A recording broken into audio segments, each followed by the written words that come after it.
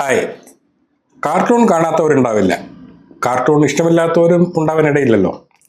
ആർട്ട്കോമിൻ്റെ art and culture വിഭാഗത്തിൽ ഇന്നത്തെ നമ്മുടെ അതിഥിയായി എത്തിയിരിക്കുന്നത് പ്രശസ്ത കാർട്ടൂണിസ്റ്റും പുസ്തകരചയിതാവും നടനും സാംസ്കാരിക പ്രവർത്തകനുമായ ശ്രീ പ്രസന്നൻ ആനിക്കാടാണ്.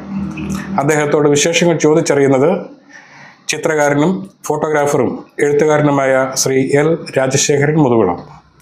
കാണാം നമുക്ക് നിങ്ങൾ എന്നെ കാർട്ടൂണിസ്റ്റാക്കി.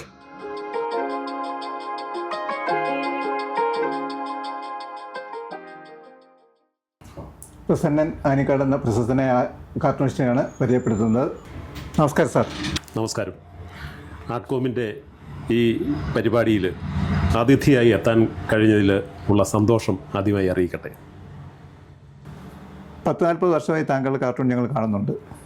എങ്ങനെയാണ് താങ്കൾ കാർട്ടൂൺ വരച്ചു തുടങ്ങിയത്? കാർട്ടൂണിസ്റ്റായത് എന്ന ചോദ്യത്തിന് പെട്ടെന്ന് ഒരു ഉത്തരം പറയുന്നതിന് മുമ്പ് ഒരു ചിത്രകലയുടെ ഒരു അരങ്ങൊരുങ്ങുന്നതിൻ്റെ ഒരു ഭാഗവും കൂടിയുണ്ട് അവിടെ. ഒരിക്കലും ഒരാൾക്ക് പെട്ടെന്ന് ഉടനെ ഒരു കാർട്ടൂണിസ്റ്റായി മാറുകയല്ലല്ലോ. അപ്പോൾ ഞാൻ പഠിച്ച കാലയളവിൽ ഏതാണ്ട് ഒരു ഹൈസ്കൂൾ തലം എന്ന് പറയാം. അന്ന് നമ്മുടെ ഈ സ്കൂളിലെ സാഹിത്യ സമാജം പോലെ കുട്ടികളുടെ കലാഭിരുചി വളർത്തുന്ന പരിപാടികളുടെ ഭാഗമായി ചിത്രങ്ങൾ പ്രദർശിപ്പിക്കുന്ന ഒരു കാലയളവിൽ എനിക്ക് എന്തുകൊണ്ട് ഇങ്ങനെയൊന്നും വരയ്ക്കാൻ കഴിയുന്നില്ല എന്നുള്ളൊരു ഒരു കുറ്റബോധം മനസ്സിലായി. അന്ന് നമ്മളെ പ്രോത്സാഹിപ്പിക്കാനൊന്നും വലിയ കൂടുതൽ അന്ന് ഇതുപോലെ ചിത്രകലാ അധ്യാപകരില്ല, ആകെയുള്ളത് സ്കൂളിലെ ഒരു ഡ്രോയിങ് മാസ്റ്ററായിരിക്കാം. അപ്പോൾ അന്ന് ഉള്ളിൽ ഈ ആഗ്രഹമുണ്ട്. പക്ഷേ അതെല്ലാം ഒരു ഘട്ടത്തിൽ മാറ്റിവെക്കുക. പിന്നീട് നമ്മുടെ ഉള്ളിലെ ഒരു ആത്മചോദന എന്ന് പറയുന്നൊരു സംഭവമുണ്ട്. അപ്പോൾ അത് ഈ പത്രങ്ങളിൽ വരുന്ന ഫോട്ടോകളിലൊക്കെ മീശ വരച്ചൊക്കെയുള്ള ഒരു തുടക്കമുണ്ട്. അതിന് നമ്മുടെ ടെക്സ്റ്റ് ബുക്കിലെ ചിലപ്പോൾ ഗാന്ധിജിക്ക് പോലും നമ്മൾ മീശയും താടിയും വരയ്ക്കുന്ന ഒരു ഘട്ടത്തിൽ നമുക്ക് വീട്ടുകാരത് കണ്ടെത്തി നമ്മളെ തല്ലു തരുന്ന പല അവസരങ്ങളും ഉണ്ടായിരുന്നു. ഇതെല്ലാം കഴിഞ്ഞ് ഞാൻ പ്രീ ഡിഗ്രിക്ക് പഠിക്കുമ്പോഴാണ് ഒരു കാർട്ടൂൺ എന്ന് പറയുന്ന തരത്തിൽ ഒരു ചിത്രം വരയ്ക്കാനിടയാവുന്നത്. അത് രസകരമായൊരു കഥയുണ്ടായത് 1978 കാലയളവിലാണ്. അപ്പം നമുക്കിപ്പോൾ നാട്ടിൻപുറത്ത് അക്കാലത്തെ ഏറ്റവും സുലഭമായ ഒരു മാധ്യമം എന്ന് പറയുന്നത് മലയാള മനോരമ ആഴ്ചപ്പതിപ്പാണ്. ഇതിൽ ബോബനുമോളി അന്ന് ഏത് തലമുറയെയും ആകർഷിക്കുന്ന 2 കുസൃതി കുരുന്നുകളായിരുന്നല്ലോ. അപ്പോൾ അവരുടെ ഈ ഇത് വരുന്ന മലയാള മനോരമയുടെ അവസാന പുറത്തെ ഈ കാർട്ടൂൺ പങ്ക്തി സ്ഥിരമായിട്ട് കാണുമായിരുന്നു. അപ്പോൾ അത് നോക്കി വരയ്ക്കുകയും ഒക്കെ ചെയ്ത ഒരു ഘട്ടത്തിൽ എവിടെയോ ഒരു സ്പാർക്ക് ഉണ്ടായി. അത് അന്ന് 1978 ഫെബ്രുവരി മാർച്ച് കാലയളവിൽ വലിയ ഇലക്ട്രിസിറ്റിയുടെ ഒരു സമരം നടന്നു തൊഴിലാളികളുടെ. അപ്പോൾ അതുമായിട്ട് ബന്ധപ്പെട്ട ഒരു വിഷയമാണ് കാർട്ടൂൺ ആക്കിയത്. അപ്പോൾ ആ കാർട്ടൂൺ വരച്ചെങ്കിലും അത് അയച്ചത് കയ്യിൽ നഷ്ടപ്പെടുന്ന ഒരു സാഹചര്യം ഉണ്ടായി. അതൊരു കഥയാണ്. ആ കഥ എന്ന് പറയുന്നത് എൻ്റെ കാർട്ടൂണിൻ്റെ ചരിത്രമെന്ന് വേണമെങ്കിൽ നമുക്ക് പറയാം, ഒറ്റ വാക്കിൽ പറയാം. 1978 ഞാൻ ഈ പറയുന്ന ഇലക്ട്രിസിറ്റി സമരവുമായിട്ട് ബന്ധപ്പെട്ട, അപ്പോൾ ഇത് ചുക്കാണോ ചുണ്ണാമ്പാണോ എന്ന് പോലും നമുക്കറിയത്തില്ല. കാർട്ടൂൺ എന്നതാണെന്ന് ആകെയുള്ളത് ടോം സാറിൻ്റെ കാർട്ടൂൺ കണ്ടുള്ള ഒരു പരിശീലനം. ശരി. ഇതിന് കാർട്ടൂൺ എന്നാണ് പേരെന്ന് പോലും നമുക്ക് ചിത്രകലയുടെ ഏതോ ഒരു സംഭവം പടം വരച്ച് പറയേണ്ട ഹ്യൂമർ അതിലത് എഴുതി വെക്കുന്നു. അങ്ങനെയൊക്കെയുള്ള ആ തിരിച്ചറിവേ ഉള്ളൂ. ഇന്നല്ലേ നമുക്കിപ്പോൾ എവിടെ തിരിഞ്ഞു കഴിഞ്ഞാലും ചിത്രകല പഠിപ്പിക്കുന്നിടമുണ്ട്, അനിമേഷൻ്റെ സെൻറ്ററുകളുണ്ട്, ഇങ്ങനെ ഒരുപാട് സാധ്യതകളുണ്ട്. അന്ന് ഇതൊന്നുമില്ല. അപ്പോൾ അന്ന് കിട്ടിയ ശിക്ഷണം എന്ന് പറയുന്ന ആകെ നമ്മുടെ സ്കൂളിലെ ഡ്രോയിങ്ങിൻ്റെ പീരീഡിൽ കിട്ടുന്ന ഒരു പരിശീലനം മാത്രമേ ഉള്ളൂ. പിന്നെ ഞാൻ പറഞ്ഞ പോലെ ഈ തല്ലുകൊള്ളിത്തരം കാണിക്കുന്ന മീശവര ഉൾപ്പെടെയുള്ള സംഭവം അതാവശ്യത്തിലധികം ഉണ്ട്. അറിയാമല്ലോ, ഗാന്ധിജിക്കൊക്കെ മീശ വരച്ച് കഴിഞ്ഞാൽ വീട്ടുകാർ വെറുതെ വിടുകയല്ലോ. അപ്പോൾ അങ്ങനെ ഏതായാലും ഈ കാർട്ടൂൺ വരച്ച് ഇപ്പം മലയാള മനോരമയുടെ അഡ്രസ്സും ഒക്കെ എഴുതി പോസ്റ്റ് ഓഫീസിൽ സ്റ്റാമ്പും ഒക്കെ ഒട്ടിച്ച് സ്റ്റാമ്പ് ഉണ്ടായിരുന്നു, എന്തിനോ അയക്കാനായിട്ട് മേടിച്ച് സ്റ്റാമ്പ് ഒട്ടിച്ചത്. അപ്പോൾ അന്ന് ഞാൻ പ്രീ ഡിഗ്രിക്ക് സെക്കൻഡ് ഗ്രൂപ്പായിരുന്നു. അപ്പോൾ ഈ ചിത്രരചനയോട് താല്പര്യമുള്ളതുകൊണ്ടാണ് എന്നെ സെക്കൻഡ് ഗ്രൂപ്പ് പഠിപ്പിച്ചത്. അപ്പോൾ ഡോക്ടറാക്കണമെന്നുള്ള ഒരു മോഹം അങ്ങനെ വല്ലതായിരിക്കും വീട്ടുകാർക്കൊന്നും ഉണ്ടായത്. ഏതായാലും ഈ 78 മാർച്ച് ആ കാലയളവ്, അതായത് ഈ വെക്കേഷൻ സ്കൂളിൻ്റെയൊക്കെ തുടങ്ങുന്നു, ജൂണിലാണല്ലോ നമ്മുടെ അധ്യാപന സ്കൂളുകളും കോളേജുകളും തുറക്കുന്നത്. അപ്പം അതിനു മുമ്പ് മാർച്ചിൽ ഇത് റെക്കോർഡ് ബുക്ക് പ്രൊഫസറെ കൊണ്ട് ഒപ്പിട്ട് മേടിപ്പിക്കണം. നമ്മുടെ പഠന കാലയളവ് തീരുന്ന കാലയളവ്, ഇത് റെക്കോർഡ് പ്രത്യേക മാർക്കുള്ളതാണ്. അപ്പോൾ ഈ വരച്ച കാർട്ടൂണ് ഈ കവറിൽ വെച്ച് കോളേജിൻ്റെ അടുത്ത്, ഞാൻ വാഴൂരാണ്, കോളേജിൻ്റെ അടുത്തുള്ള പോസ്റ്റ് ഓഫീസിൽ ഇത് പോസ്റ്റ് ചെയ്യാം എന്നുള്ള പ്ലാനിൽ ഈ റെക്കോർഡ് ബുക്കിനകത്തേക്ക് കാർട്ടൂൺ വെച്ച്, നമ്മുടെ പ്രധാന സംഗതി എന്ന് പറയുന്നത് റെക്കോർഡ് ബുക്കാണ്. കാരണം ഈ സൂപ്പർവിഷൻ്റെ രണ്ടാമത്തെ പങ്കാണ്. കാരണം ഇത് ചോദിക്കും എന്താണ് എങ്ങനെയാണെന്ന്. അതിൻ്റെ അക്കൗണ്ട് ഉണ്ട്, കാർട്ടൂണിന് അക്കൗണ്ട് ഇല്ലല്ലോ, ആരും ചോദിക്കല് നീ വരച്ചോ എന്നൊന്നുമില്ല. അങ്ങനെ പോയി റെക്കോർഡ് ബുക്ക് സബ്മിറ്റ് ചെയ്ത് അതിന് പ്രൊഫസറെ കൊണ്ട് ഒപ്പിടിപ്പിച്ചൊക്കെ. അപ്പോൾ സൈക്കിളിലാണ് പോകുന്നത്. ആ സൈക്കിളിൽ പോകുന്ന വഴി ഈ സൈക്കിൾ ഗട്ടറിൽ വീണ് റെക്കോർഡ് ബുക്ക് തെറിച്ചു പോയി. അപ്പോൾ ആ ഒരു വലിയ വെപ്രാളം ഉണ്ടാവുമല്ലോ. കാരണം 10-16 വയസ്സുള്ള ഒരു പയ്യൻ വീട്ടുകാരറിയാതെ സൈക്കിൾ വാടകയ്ക്കെടുത്താണ് പോകുന്നത്. ഈ സൈക്കിളെ കയറി എന്നറിഞ്ഞാൽ പോലും ചിലപ്പം വീട്ടിൽ നിന്ന് അന്വേഷണവും എൻക്വയറി കമ്മീഷനെ വെക്കുകയും അതിൻ്റെ പേരിലുള്ള തല്ല് വേറെയും ഒക്കെ വരാൻ സാധ്യത ഉള്ളതുകൊണ്ട് എത്രയും പെട്ടെന്ന് ഗ്രൗണ്ട് ക്ലിയർ ചെയ്യുക എന്നുള്ള ലക്ഷ്യമിട്ടിട്ട് ഈ റെക്കോർഡ് ബുക്കിൻ്റെ അകത്തുനിന്ന് തെറിച്ചു പോയ സാധനം ഒന്നും നമ്മൾ തിരയാൻ നിന്നില്ല. അത് ഓർത്തില്ല എന്നുള്ളതാണ് ആ വെപ്രാളത്തിൽ. ഇതും വാരി വലിച്ച് കരിയറെ വെച്ച് നേരെ സ്ഥലം അവിടെ പോയി. അപ്പോഴത്തേനും ഇതും ബ്ലാക്ക് ഔട്ട് ആയി. കാരണം നമ്മുടെ ഉള്ളിൽ പിന്നെ കാർട്ടൂണേ ഇല്ല. അവിടെ ചെന്ന് റെക്കോർഡ് ബുക്കെല്ലാം ഒപ്പിടിപ്പിച്ച് തിരിച്ചിറങ്ങുമ്പോൾ പോസ്റ്റ് ഓഫീസ് കാണുമ്പോഴാണ് ഇത് സംഗതി ഇങ്ങനെ ഒരു ദൗത്യം കൂടെ ഉണ്ടല്ലോ എന്ന് പറഞ്ഞ് റെക്കോർഡ് ബുക്ക്. അപ്പോൾ ഇത് കവർ എടുക്കാനായിട്ട് നോക്കുമ്പോഴാണ് കവറില്ല. അപ്പോൾ പിന്നെ തിരിച്ചു പോകുന്ന വഴി ആ സംഭവ സ്ഥലം വിശദമായിട്ട് നോക്കി രക്ഷയില്ല, അവിടെ ഒന്നും കണ്ടില്ല. പിന്നെ നമ്മുടെ എന്താണ് പ്രഥമ ദൗത്യം തന്നെ ഈ PSLV പരാജയപ്പെട്ടെന്ന് പറഞ്ഞ പോലെ ഉപേക്ഷിച്ച് നേരെ ആരും അറിയുന്നില്ല, ഞാൻ മാത്രം അല്ലേ അതിനകത്ത് അറിയുന്നുള്ളൂ. രണ്ടാമതൊരു കക്ഷി ഇതിനകത്തില്ല. അപ്പോൾ തിരിച്ച് വീട്ടിൽ വന്നു. ആ എപ്പിസോഡ് അവസാനിച്ചു, അവിടെ തീർന്നു. പിന്നെ നമ്മൾ അതിനെക്കുറിച്ച് ചിന്തിക്കുന്നില്ല. 2 ആഴ്ച കഴിയുമ്പോൾ, അപ്പം അന്ന് ഈ ഓരോ ആഴ്ച 2 ആഴ്ച അഡ്വാൻസ് ചെയ്താണ് ഈ മനോരമ വീക്കിലി പ്രിന്റ് ചെയ്യുന്നത്. 2 ആഴ്ച കഴിഞ്ഞ ഒരു ദിവസം എൻ്റെ ഒരു സുഹൃത്ത് എന്നെ വഴി വെച്ച് കാണുമ്പം കാലക്കയല്ലോ ആ കാർട്ടൂൺ വന്നിട്ടുണ്ടല്ലോ. അപ്പം ഇവനെ ഞാൻ കാണിച്ചിരുന്നു ഈ വരച്ച ആദ്യത്തെ സംഭവം. അവൻ മുമ്പേ പറഞ്ഞപ്പോൾ 2ാമത് വരെന്ന് പറഞ്ഞ് ഇവൻ കണ്ടിരുന്നു ആ കാർട്ടൂൺ. അപ്പോൾ അതുകൊണ്ട് അവൻ്റെ ഉള്ളിൽ നിന്നു. അപ്പോൾ ഞാൻ പറഞ്ഞു ചെലവ് ചെയ്യണം, ആ കാർട്ടൂൺ അടിച്ചു വന്നിട്ടുണ്ടെന്നുള്ളത് മാത്രം. പെട്ടെന്ന് തന്നെ കാർട്ടൂൺ മാസിക ആഴ്ചപ്പത്തി മേടിച്ച് നോക്കുമ്പം എന്നെ പോലും ഞെട്ടിച്ചുകൊണ്ട് ആ ആഴ്ചയിലെ ഏറ്റവും മികച്ച കാർട്ടൂണായിട്ട് അത് സെലക്ട് ചെയ്തിരിക്കുകയാണ്. അപ്പം ആ കാർട്ടൂണിൻ്റെ പ്രത്യേകത താഴെ, അതായത് അന്ന് ഈ മാറ്റർ എന്ന് പറയുന്നത്, നമ്മൾ ഈ കാർട്ടൂണിൽ ഇപ്പം നമ്മളെല്ലാം പെണ്ണെഴുതുക, പക്ഷെ അന്നത്തെ സംഗതി എന്താ വെച്ച് കഴിഞ്ഞാൽ എഴുതിയാൽ പോലും ആ മാറ്റർ അവർ ഡിലീറ്റ് ചെയ്തിട്ട് താഴെ അച്ച് നിരത്തും. ഈ ബോക്സിൻ്റെ താഴെ ഈ കഥാപാത്രങ്ങൾ പറയുന്ന ആ മാറ്റർ ഇവർ അച്ച്. കാരണം എന്താ വെച്ചാൽ ഇതിനകത്ത് എന്തെങ്കിലും എഡിറ്റ് ചെയ്യേണ്ടതുണ്ടെങ്കിൽ ആ എഡിറ്റ് ചെയ്യേണ്ട സംഗതി പ്രിൻറ്റിലാകുമ്പോൾ അവർക്ക് എളുപ്പമുണ്ട്. മറ്റേന്ന് പറയുക ആർട്ടിസ്റ്റിനെ കൊണ്ട് ഇത് എഴുതി ഒട്ടിക്കണം ബ്ലോക്ക് എടുക്കുന്നതിന് മുമ്പ്. അപ്പോൾ അതുകൊണ്ടാണ് ഇതിങ്ങനെ താഴെ. അപ്പം ഞാൻ നോക്കുമ്പോൾ ഈ മാറ്ററിൻ്റെ താഴെ ഒരു ചെറിയ ബ്രാക്കറ്റിൽ സമ്മാനാർഹം എന്ന് ഞെട്ടിപ്പോയി.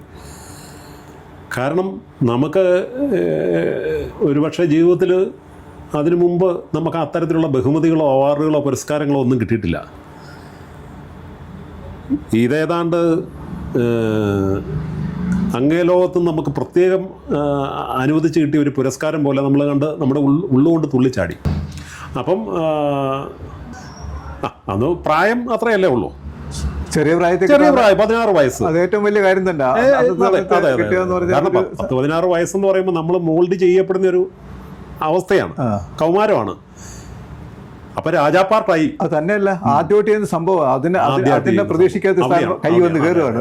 അതൊരു ആദ്യമായിട്ട് നമുക്ക് മറ്റൊരാളുടെ ഒരു സഹായം ഇല്ലാതെ ചെയ്ത ഒരു സാധനത്തിനെ അംഗീകരിക്കപ്പെടുക എന്ന് പറയുമ്പോൾ ചെറിയ സന്തോഷമല്ല. അപ്പോൾ ഏതായാലും നാട്ടിൽ ഒരു ഇന്നത്തെ വാർത്താ താരം എന്നൊക്കെ പറഞ്ഞ പോലെ അത്യാവശ്യം ആൾക്കാർ, കാരണം സംസാരിക്കാൻ തുടങ്ങി. കാരണം അന്ന് ഒരുമാതിരിപ്പെട്ട വീടുകളിലെല്ലാം ഈ മനോരമ ആഴ്ചപ്പതിപ്പുണ്ടല്ലോ. അപ്പോൾ ആനിക്കാട് എന്ന് പറയുന്ന ആ ചെറിയ ഗ്രാമത്തിൽ ഒരുമാതിരിപ്പെട്ട അവിടത്തെല്ലാം ഈ വീക്കിലി അവർ നോക്കുമ്പം അവരുടെ ഒരു ആനിക്കാടുകാരൻ്റെ ഒരു കാർട്ടൂൺ, അതുവരെ ഞാൻ എന്നെക്കുറിച്ച് അറിയത്തില്ലല്ലോ. അപ്പോൾ ഇങ്ങനെ അന്വേഷണം, ഏതായത് നമ്മുടെ നാട്ടിലൊരു പയ്യൻ ഇങ്ങനെ കാർട്ടൂൺ, അന്നും ഇന്നും എന്നും കാർട്ടൂണിനൊരു വിലയുണ്ടല്ലോ, അതൊരു പ്രത്യേകതയുണ്ട്.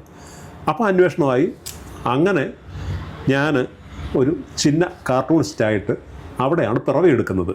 അപ്പോൾ ടോം സാറ് അദ്ദേഹമാണെന്ന് ഈ കാർട്ടൂണുകളുടെയും നമ്മുടെ ഈ ഫലിത ബിന്ദുക്കളുടെയും നർമ്മഭാവനയുടെയൊക്കെ ആ പേജുകളുടെ എഡിറ്റർ എന്ന് പറയുന്നത് അദ്ദേഹമാണ്. വേറെ എഡിറ്ററുണ്ട്, ഉറുബിനെ പോലെ, PC കുട്ടികൃഷ്ണൻ, അദ്ദേഹത്തെ പോലെ EV കൃഷ്ണപിള്ള ഒക്കെ പോലെയുള്ള എഡിറ്റർമാരുള്ളപ്പോഴും അവരുടെ കൂടെ ഈ തരത്തിൽ സറ്റയറിൻ്റെ മേഖലയുടെ എഡിറ്ററായിട്ട് ടോം സാറ് പ്രവർത്തിക്കുക. അപ്പോൾ അദ്ദേഹമാണ് നമ്മുടെ തലതൊട്ടപ്പൻ. ഞാനും അദ്ദേഹവും തമ്മിൽ കണ്ടിട്ടില്ല, കേട്ടിട്ടില്ല. ആദ്യ കാർട്ടൂൺ അദ്ദേഹമാണ്, ആദ്യ കാർട്ടൂണിൻ്റെ. അപ്പോൾ അതുകൂടെ ഒരു ഈ അടുത്ത കാലത്തുണ്ടായ ഒരു ഇതുകൂടെ ചേർത്ത് പറയുമ്പോൾ ഒരു രസമുണ്ട്. അദ്ദേഹം മരിച്ചിട്ട് 10ാം വാർഷികത്തിന് കോട്ടയത്തൊരു പരിപാടി ഉണ്ടായിരുന്നു. അപ്പോൾ ഞാൻ അന്ന് അദ്ദേഹത്തെ ആ വേദിയിൽ അനുസ്മരിച്ചപ്പോൾ ആദ്യമായിട്ട് ടോം സാറിനെ മനോരമയുടെ ഓഫീസിൽ പോയി കണ്ട ഒരു കഥ പറഞ്ഞു. കഥയല്ല, ആ സംഭവം. ഞാനിങ്ങനെ അപ്പോൾ മനോരമയുടെ പ്രധാനപ്പെട്ട ഓഫീസിൻ്റെ എതിർവശത്തുള്ള ഒരു പലക അടിച്ച ഒരു കെട്ടിടം ഉണ്ടായിരുന്നു അന്ന്. ഇപ്പോഴും കെട്ടിടമുണ്ട്, എന്നാൽ അവിടെ ഇപ്പോൾ പ്രവർത്തനമില്ല. അതിൻ്റെ മുകളിലായിരുന്നു അദ്ദേഹം വർക്ക് ചെയ്തിരുന്ന ഓഫീസ്. അവിടെ ചെന്ന് അദ്ദേഹത്തെ കണ്ടിങ്ങനെ കാര്യങ്ങൾ പറയുമ്പം അദ്ദേഹം ഇങ്ങനെ സ്വയം, അപ്പോൾ ആരും പഠിപ്പിക്കാനില്ലായിരുന്നു, അതിങ്ങനെ ചിത്രകലയൊന്നും പഠിച്ചിട്ടില്ലേ ചോദിച്ചു. ഞാൻ പറഞ്ഞില്ല. അപ്പോൾ ഏകലവ്യനാണ്. എന്നിട്ട് അദ്ദേഹം മേശപ്പുറത്തിരുന്ന് എൻ്റെ ഈ തള്ളവരൽ, വലത് കൈയുടെ തള്ളവരൽ ഇങ്ങനെ അപ്പോൾ വേണേൽ ഗുരുദക്ഷിണയായിട്ട് ഇത് ചോദിക്കാം. എന്നിട്ട് അദ്ദേഹം കൈ പിടിയൊഴിച്ചിട്ട് പറഞ്ഞു, ഞാൻ ചോദിക്കുന്നില്ല, കാരണം ഞാൻ കടന്നു പോയാലും എനിക്ക് ശേഷവും കുറേ വരയ്ക്കേണ്ട ഒരു കൈയാണ്, വരയ്ക്കണം എന്ന് പറഞ്ഞൊരു അനുഗ്രഹമാണ്. ഞാനന്നേരം ഓർത്തു, അന്നത്തെ ആ കാർട്ടൂണിന് 2 ആഴ്ച കഴിഞ്ഞപ്പം എന്താണ് അന്നേരം നമ്മുടെ ഉള്ളിൽ ഒരു ഇത്, എന്താ ഈ സമ്മാനാർഹം, ഈ സമ്മാനാർഹം എന്നല്ലാതെ ഇന്നതാണ് ഇതിൻ്റെതെന്നുള്ളത് അറിയത്തില്ലോ. നമ്മളിപ്പോൾ ഈ റബ്ബറിൻ്റെയൊക്കെ പറയുന്നതല്ല, തറവല, അതെന്താണെന്നറിയില്ലല്ലോ. അപ്പം ഞാനിങ്ങനെ വളരെ ആകാംക്ഷയോടെ കാത്തിരിക്കുമ്പോൾ ഒരു ദിവസം പോസ്റ്റ്മാൻ പടി കടന്നു വരുന്നുണ്ട് ഒരു മണി ഓർഡറുമായിട്ട്. 25 രൂപയാണ്. 1978 കാലത്ത് 25 രൂപയുടെ വില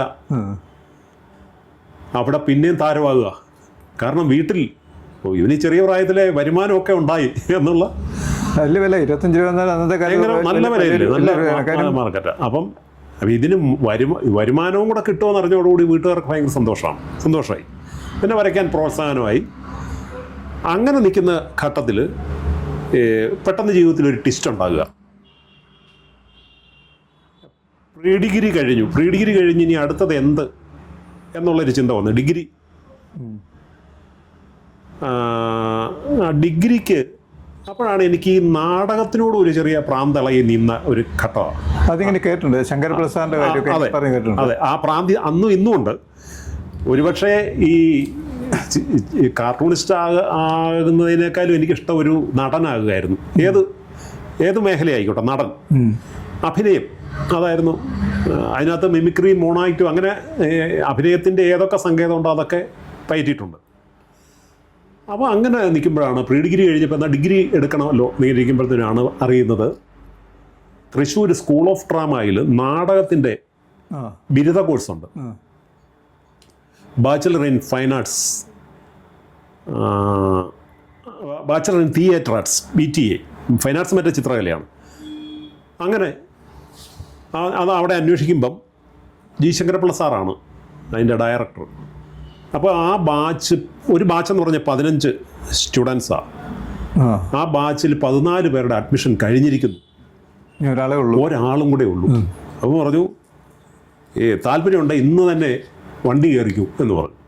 അങ്ങനെ കൊടുക്കെ എല്ലാം എടുത്ത് നേരെ തൃശ്ശൂർ ചെന്നു. പക്ഷെ അവിടെ ചെന്നപ്പോഴാണ് അറിയുന്നത് ലോക്കൽ പോസ്റ്റ് ഓഫീസിൽ നിന്ന് 15 രൂപയുടെ ഒരു പോസ്റ്റൽ ഓർഡറൂടെ ഇതിന് അത്യാവശ്യം നമ്മൾ DD ഒക്കെ എടുക്കുന്ന ഈ അഡ്മിഷൻ എടുക്കുമ്പോൾ ഇതിവിടെ അവിടെ സബ്മിറ്റ് ചെയ്യണം. പക്ഷെ അതില്ലാതെ ചെന്നുകൊണ്ട് ശങ്കരപ്പിള്ള സാർ പറഞ്ഞു അതായാലും നിങ്ങൾ ഇത്രയും ദൂരെ നിന്നല്ലേ വന്നേ, ഇന്നിവിടെ തങ്ങിയിട്ട് അപ്പോൾ അന്ന് ഇന്നത്തെ പോലെ കമ്മ്യൂണിക്കേഷൻ്റെ സൗകര്യങ്ങളൊന്നും ഇല്ലല്ലോ, ഇന്നിവിടെ തങ്ങിയിട്ട് നാളെ കോട്ടയം പോയി കോട്ടയത്ത് നിന്ന് പോസ്റ്റൽ ഓർഡർ മേടിച്ച് വന്നാൽ മതി. അങ്ങനെ അന്ന് അവിടെ തങ്ങി പിറ്റേ ദിവസം ഇവിടെ വന്നു, വീട്ടിൽ വന്നു. പക്ഷേ ഇവിടെ വന്നു കഴിഞ്ഞപ്പോൾ എനിക്ക് തിരിച്ചു പോകാൻ പറ്റാത്ത തരത്തിലുള്ള ഒരു സാഹചര്യം ഉണ്ടായി. ആ സാഹചര്യം ഇപ്പം എന്താണെന്ന് ഞാൻ വിശദമാക്കുന്നില്ല, അത് ജീവിതത്തിലെ ഒരു ട്വിസ്റ്റ്. അപ്പോൾ അങ്ങനെ ആ സംഭവം ഉപേക്ഷിച്ചു. നാടകത്തിൻ്റെ താല്പര്യം അവിടെ അവസാനിപ്പിച്ചു. ആ സംഭവം അവസാനിപ്പിച്ചു. ഒരു എപ്പിസോഡ് അവിടെ തീരുകയാണ്. ഇതൊക്കെയാണ് നമ്മുടെ ഈ മാൻ പ്രൊപ്പോസസ് ഗോഡ് ഡിസ്പോസസ് എന്ന്. ഞാൻ ഗോഡെന്ന് അതിന് പറയല്ലേ, ടൈം ഡിസ്പോസസ് എന്ന് പറയും. സമയമാണ്, കാലമാണ് തീരുമാനിക്കുന്നത് നമ്മൾ എന്താവണം. കൊയ്ലോയുടെ ഇതിൽ പറയുന്ന പോലെ നിങ്ങൾ ആഗ്രഹിക്കുന്ന എന്തെങ്കിലും ഒരു തീവ്രമായ ആഗ്രഹം ഉണ്ടെങ്കിൽ അത് എന്തെങ്കിലും സാധിക്കും എന്ന് പറയും. അപ്പോൾ ഞാൻ അപ്പോഴും ആ തീവ്രമായ അത് ഞാൻ കുറേ കാലയളവിന് ശേഷം 45 വർഷം കഴിഞ്ഞപ്പോൾ അത് സാധിച്ചു എന്നുള്ളൊരു സംഭവം കൂടെയുണ്ട്. ഈ കാർട്ടൂണിൻ്റെ കലാജീവിതത്തിൽ അമ്മ താങ്കൾ ഒരുപാട് സ്വാധീനിച്ചിട്ടുണ്ടെന്ന് കേട്ടു, അമ്മയുടെ സ്വാധീനം ഒത്തിരി കിട്ടിയിട്ടുണ്ടെന്ന് കേട്ടു. തീർച്ചയായിട്ടും അതൊരു ഗുരുത്വത്തിൻ്റെ കൂടെ എലമെൻ്റ് ഉണ്ട്. അത് അങ്ങ് ചോദിച്ചത് നന്നായി. കാരണം ഞാൻ ആദ്യം അമ്മയെ ഓർക്കണം. അമ്മയെ ഓർത്തെങ്കിലും ഓർക്കേണ്ട രീതി എന്ന് പറയുന്ന ഇതിപ്പോൾ ഈ ചോദ്യത്തിൽ അതുണ്ട്.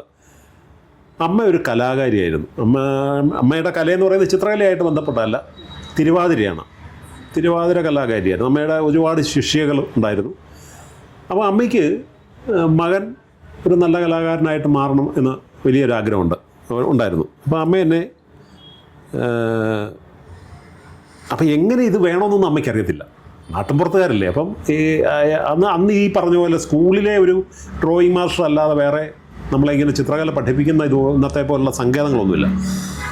അപ്പോഴാണ് ഒരിക്കൽ ഈ 78-79 കാലയളവിൽ ദീപികയുടെ കുട്ടികളുടെ ദീപികയുടെ ആഭിമുഖ്യത്തിൽ ഒരു കാർട്ടൂൺ വർക്ക്ഷോപ്പ് കോട്ടയത്ത് സംഘടിപ്പിക്കുന്ന വാർത്ത വരുന്നത്. അപ്പോൾ അത് അമ്മയുടെ അടുത്ത് ഒരാൾ പറഞ്ഞു, ഇങ്ങനെ മോൻ അന്ന് ഈ കാർട്ടൂൺ വരച്ച ഇങ്ങനെ തെളിഞ്ഞു വരുന്ന സമയമല്ലേ. അങ്ങനെ ആ പരിപാടിക്ക് അപ്പോൾ അമ്മ എന്നോട് പറഞ്ഞു, എടാ നീ ഇതൊന്നും പഠിക്കാതെയല്ലേ വരച്ചേ, അത് ജീവിതത്തിൽ ഒരു വലിയ പാഠ. നീ ഇതൊന്നും പഠിക്കാതെയല്ലേ, നിന്നെ കാര്യം പറഞ്ഞു തരാനല്ലായിരുന്നല്ലോ, പഠിക്കാതല്ലേ വരച്ചേ, ഇനി നീ പഠിച്ചു വരയ്ക്ക്. അപ്പം ഞാൻ ഓർത്തു അതെന്തൊരു ഉപദേശമാണ്. കാരണം ഇതൊന്നും അറിയാത്തൊരു അമ്മ വരച്ച് പഠിക്കണമെന്ന് സാധാരണ നമ്മളോട് പിള്ളേരോട് പറയും. ഇത് അമ്മ പറഞ്ഞ് പഠിച്ച് വരയ്ക്കണമെന്നാണ്. അപ്പം ഞാൻ ഏതായാലും അങ്ങനെയാണെങ്കിൽ പഠിച്ച് വരയ്ക്കാൻ തന്നെ തീരുമാനിച്ച് ഈ കാർട്ടൂൺ വർക്ക്ഷോപ്പിൽ പങ്കെടുത്തു. അന്ന് നമ്മുടെ മലയാള കാർട്ടൂൺ മേഖലയിലെ എല്ലാ കൊമ്പന്മാരും ഒരുമിച്ച് അണിനിരന്ന ഒരു കാർട്ടൂൺ വർക്ക്ഷോപ്പായിരുന്നു. നമ്മുടെ Yashad sir, Tom sir, Sukumar sir, Shivaram ചേട്ടൻ, അങ്ങനെ അന്നത്തെ ആൾക്കാരെല്ലാം ഉണ്ട്. അന്നത്തെ പ്രമുഖരായ എല്ലാവരും ആ പരിപാടിക്ക്. അപ്പം നമ്മൾ ഈ മേഖലയിൽ നമ്മൾ അത്രയും കാലം എന്തൊക്കെയാണോ അറിയാൻ ആഗ്രഹിച്ചിരുന്ന കാര്യങ്ങളെല്ലാം കൂടെ ഒറ്റ ദിവസം 2 ദിവസം കൊണ്ടായിരുന്നു. ആ ആദ്യത്തെ ദിവസം തന്നെ നമ്മുടെ അപ്പോൾ അവർ ശ്രദ്ധിച്ചു ഇങ്ങനെ ഇതിനെക്കുറിച്ച് താല്പര്യമുള്ള ഒരു പയ്യൻ ചോദ്യങ്ങൾ ചോദിച്ചുകൊണ്ട്. അതിനുശേഷം കുറേ നാളുകൾക്ക് ശേഷം ഒരു ദിവസം ഈ യേശാ സാർ തന്നെ പറഞ്ഞു, ഞാൻ അന്ന് പ്രസിഡന്റിനെ പ്രത്യേകം നോട്ട് ചെയ്തിരുന്നു, കാരണം ചോദ്യങ്ങൾ അവസാനിക്കുന്നില്ല. അങ്ങനെ അപ്പോൾ അന്ന് അമ്മ നമ്മളെ സപ്പോർട്ട് ചെയ്തുകൊണ്ടാണ്. അന്ന് അതിനുണ്ട് 15 രൂപയെ മറ്റാണ് ഈ രജിസ്ട്രേഷൻ ഫീ. അത് അമ്മയുടെ സ്വകാര്യ, അതിങ്ങനെയുള്ളതൊന്നും തരാൻ ഒരമ്മയോ അച്ഛനോ തയ്യാറാകുന്ന ഒരു ഘട്ടമല്ല. പഠിച്ചാൽ മാത്രം മതി, നീ പഠിച്ച് രക്ഷപ്പെടാനല്ലേ പറയുള്ളൂ. ഇത് പഠിച്ച് വരയ്ക്കാൻ ഉപദേശിച്ച അമ്മ. അപ്പോൾ അങ്ങനെ അമ്മയുടെ ആ ഇടപെടൽ ഒരുപക്ഷെ എൻ്റെ ഈ കാർട്ടൂണിസ്റ്റ് ആകാനുള്ള ആയി തീർന്നതിൻ്റെ പിന്നിലെ ഒരു വലിയ പ്രചോദനം ആയിരിക്കും. അതെ, കാർട്ടൂണിനെ കുറിച്ച് ഇത്രയും താങ്കൾ പറയും, അച്ഛനെയും അമ്മയെ കുറിച്ചൊന്ന് പറയണം. നമ്മുടെ ഏതൊരു നാട്ടുംപുറം പോലെ ആനിക്കാട് അവിടെ അച്ഛൻ, അമ്മ, സഹോദരങ്ങൾ, 4 സഹോദരങ്ങൾ എല്ലാവരും ചേർന്ന ഒരു കുടുംബമാണ്.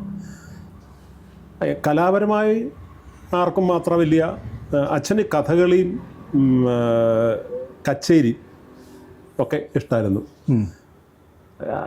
ഇത് രണ്ടും കായിലാ തുടങ്ങുന്നതെങ്കിൽ കാർട്ടൂണിനോട് അദ്ദേഹത്തിന് വലിയ താല്പര്യമില്ല. കാരണം കാർട്ടൂൺ എന്ന് പറയുന്നത് ഈ ഒരു ഇൻ്റലക്ച്വൽ ആർട്ട് ഫോമാണല്ലോ. അവിടെ ചിത്രം ഒരു മീഡിയം ആയിട്ട് ഉപയോഗിക്കുന്നതേ ഉള്ളൂ. സത്യത്തിൽ ഈ കാർട്ടൂണിനെ പലരും ഈ മീഡിയയുമായി ബന്ധപ്പെട്ട ഒരു സംഭവമായിട്ടാണ് കാണുന്നത്. ആ മീഡിയയിൽ തന്നെ അതുപോലെ തന്നെ പത്രമാസികകളിൽ പോലും ഞാനൊരിക്കലും ഓർക്കുന്നുണ്ട്, ടോം സാറ് അവിടെ അനുഭവിക്കുന്ന സ്വാതന്ത്ര്യം എന്ന് പറഞ്ഞാൽ അദ്ദേഹത്തോട് അസൂയ പോലും തോന്നിയ ഒരു ഘട്ടമുണ്ട്. അപ്പോൾ ഇത് ചിത്രകലയിൽ പലർക്കും അച്ചീവ് ചെയ്യാൻ പറ്റാത്തൊരു സംഗതിയാണ്. പടം വരയ്ക്കുന്ന ആർക്കും വരയ്ക്കാം, പക്ഷെ അതിൽ ഈ ഐഡിയ കൊണ്ടുവരിക എന്ന് പറയുന്ന ഒരു കസർത്താണ്. ഇതൊരു ബ്ലെൻഡാണല്ലോ. ചേരുമ്പോഴാണ് ഒരു കാർട്ടൂൺ ഏറ്റവും കൂടുതൽ അട്രാക്റ്റീവ് ആകുന്നത്. ആ കെമിസ്ട്രി കൂടുതൽ വർക്കൗട്ട് ചെയ്യുമ്പോഴാണ് അത് എന്താണ് എല്ലാവർക്കും ഇഷ്ടപ്പെടുന്ന ഒരു ഇതിലേക്ക് വന്നത്. ആ കസർത്ത് എല്ലാവരും ചെയ്യുമ്പോൾ അത് ശരിയാവണമെന്നില്ല. അപ്പം അങ്ങനെ വരുന്നൊരു ഘട്ടത്തിൽ നമ്മുടെ വീട്ടിൽ നിന്നൊന്നും വലിയ സപ്പോർട്ട്, ഞാൻ നേരത്തെ തന്നെ പറഞ്ഞിരുന്നു, അങ്ങനെ വീട്ടിൽ നിന്ന്, അത് നമ്മുടെ നാട്ടിൻപുറത്തെ ഏത് വീടുകളിലും അന്നൊന്നും കാർട്ടൂണിന്, ഇപ്പം ഞാൻ പറഞ്ഞ 1978 കാലം, അവിടെ എന്ന് പറയുന്നത് പണ്ട് പറയുന്ന പോലെ അഷ്ടിക്ക് മുട്ടുകയില്ല, അട്ടക്കാല് പിടിക്കുകയില്ലാത്ത രീതിയിലാണ് അന്നത്തെ ഓരോ ജീവിതങ്ങളും. അപ്പോൾ അങ്ങനെ പിള്ളേരെ ചിത്രകല പഠിപ്പിക്കാനോ കാർട്ടൂണിന് താല്പര്യമുണ്ടെന്ന് പറഞ്ഞു കഴിഞ്ഞാൽ അതിലേക്ക് കൂടുതൽ നയിക്കാനോ ഒന്നുമുള്ള സങ്കേതങ്ങളില്ല. ഇന്നിപ്പോൾ അങ്ങനെയല്ല. Every other person is A cartoonist and artist എന്ന് പറയുന്നൊരു അനുഭവമാണ്. കാലം മാറി അങ്ങനെ കടന്നു വന്ന ഒരു, പിന്നെ നമ്മൾ നമ്മുടെ ചിന്തകൾ കുറച്ചുകൂടെ വിശാലമായി. അപ്പോൾ അങ്ങനെ വന്ന് 1985 ഞാൻ, അപ്പോൾ അതിനു മുമ്പ് ഈ പറയുന്ന പോലെ വരുമാനത്തിൻ്റെ ഒരു സംഭവം ഞാൻ പറഞ്ഞു. കാർട്ടൂണിന് അത്യാവശ്യം ഇൻകം ജനറേറ്റ് ചെയ്തപ്പോൾ എല്ലാവർക്കും സന്തോഷമായി. പക്ഷേ ഒരു ഘട്ടത്തിൽ അങ്ങോട്ട് അയക്കുന്ന കാർട്ടൂണുകളെക്കാളും കൂടുതൽ തിരിച്ചു വരുന്ന ഒരു ഘട്ടമുണ്ടായി. നമ്മൾ ഒരു കാർട്ടൂൺ അയച്ചാൽ 9 കാർട്ടൂൺ തിരിച്ചു വരുന്ന രീതിയിലുള്ള ഒരു അനുഭവം വെർബലി അനുഭവിച്ചൊരു സംഭവം പറയാം. ഞാൻ ഒരിക്കലും ഒരു കാർട്ടൂൺ മനോരമയ്ക്ക് അയച്ചു, പക്ഷെ തിരിച്ചു വന്നപ്പോൾ 2 കാർട്ടൂൺ. അപ്പം ഞാൻ അമ്പരന്ന് പോയി, ഇത് അവിടെ കോപ്പി എടുത്ത് ഇങ്ങോട്ടും കൂടെ അയക്കുന്നുണ്ടോ, നോക്കുമ്പോൾ വേറൊരാളുടെ കാർട്ടൂൺ. അവിടെ തിരിച്ചയക്കാൻ നിയോഗിക്കപ്പെട്ട ഒരു ശിപായിക്ക് പറ്റിയൊരു അബദ്ധം. അതെ. അപ്പോൾ അങ്ങനെ വന്നു കഴിഞ്ഞപ്പോൾ ഞാൻ ഓർത്തേടാ, ഇത് തിരിച്ചയക്കുന്ന ഒരു ഏർപ്പാടുകൂടെ ഉണ്ടെങ്കിൽ അത് ഇത് മാത്രം ഡിപ്പെൻഡ് ചെയ്ത് കഴിഞ്ഞാൽ ജീവിതം വഴിമുട്ടുമല്ലോ. അങ്ങനെയാണ് ബാങ്ക് ടെസ്റ്റൊക്കെ എഴുതാൻ തുടങ്ങി, PSC ടെസ്റ്റ് എഴുതാൻ. അങ്ങനെ അപ്പം 1985 ബാങ്കിൽ, കോട്ടയം ജില്ലാ സഹകരണ ബാങ്കിൽ ക്ലറിക്കൽ തസ്തികയിൽ ജോലിയായി. ബാങ്കിൽ കയറുന്നത്. അപ്പോൾ എൻ്റെ അടുത്ത് ഞാൻ ഈ സമാന മനസ്കരോട് ചർച്ച ചെയ്തപ്പം പറഞ്ഞു, എടാ നമ്മൾ ജീവനോടെ നിലനിൽക്കുമ്പോഴേ നമുക്ക് ഈ വരയും ഇതൊക്കെ കലയൊക്കെ വരുള്ളൂ. അത്യാവശ്യം നമുക്ക് ഈ അന്നത്തിനുള്ളൊരു വക കണ്ടെത്തണമല്ലോ. അപ്പോൾ അങ്ങനെയാണ്. അപ്പോൾ ഈ ഞാൻ അന്വേഷിച്ചു, ഇങ്ങനെ ബാങ്കിൽ ജോലി കയറിയാലും അപ്പോൾ ഈ ജില്ലാ സഹകരണ ബാങ്കിലൊക്കെ അതിനുള്ളൊരു സ്വാതന്ത്ര്യമുണ്ട്. സർക്കാർ സർവീസിലാണെങ്കിലും പ്രത്യേക പെർമിഷൻ എടുത്താൽ മതി. അപ്പോൾ ആ സ്വാതന്ത്ര്യം അനുഭവിച്ചുകൊണ്ട് അങ്ങനെ ജോലി ചെയ്തുകൊണ്ട് വരയ്ക്കാനുള്ള ഒരു, അപ്പം ബാങ്കിലെ തിരക്കിട്ട, അത് കഴിഞ്ഞ് പ്രൊമോഷൻ വന്ന് ഡെപ്യൂട്ടി ജനറൽ മാനേജറുടെ തസ്തിക വരെ എത്തി. അതും തിരക്കിട്ട ലോൺ സെക്ഷൻ്റെ ഇത്. അപ്പോഴും ഞാനൊരു 3-4 പങ്ക്തികൾ പല മാഗസിനുകളിലായിട്ട് ചെയ്യുന്ന, അതൊരു വലിയ അനുഗ്രഹം എന്ന് പറയുന്നത്. നമുക്ക് മുമ്പേ പറഞ്ഞാൽ എല്ലാവർക്കും കിട്ടുന്ന ഒരു അനുഗ്രഹമല്ല. ബാങ്കിലെ ജോലി വേണമെങ്കിൽ നമ്മൾ സേഫായി കഴിയുമ്പം വേണേൽ കലയെല്ലാം ഉപേക്ഷിക്കാം. പക്ഷെ അങ്ങനെയല്ല. ബാങ്കിലെ ജോലി നിലനിർത്തിക്കൊണ്ട് തന്നെ ഞാൻ കലയും ചേർത്ത് പിടിക്കാൻ തയ്യാറായതുകൊണ്ട് അതിൻ്റെ ഒരു ബ്ലെസ്സിങ് കൂടെ കിട്ടും. ഏറ്റവും ഇഷ്ടപ്പെട്ട കാർട്ടൂൺ, താങ്കൾക്ക് വരച്ചിട്ടുള്ള ഏറ്റവും ഇഷ്ടപ്പെട്ട കാർട്ടൂൺ? എല്ലാം എനിക്കുണ്ടായ മക്കളല്ലേ എന്ന് ചോദിക്കുന്ന പോലെ അങ്ങനെ ഒരു കാർട്ടൂൺ നമുക്ക് പറയാൻ പറ്റത്തില്ല.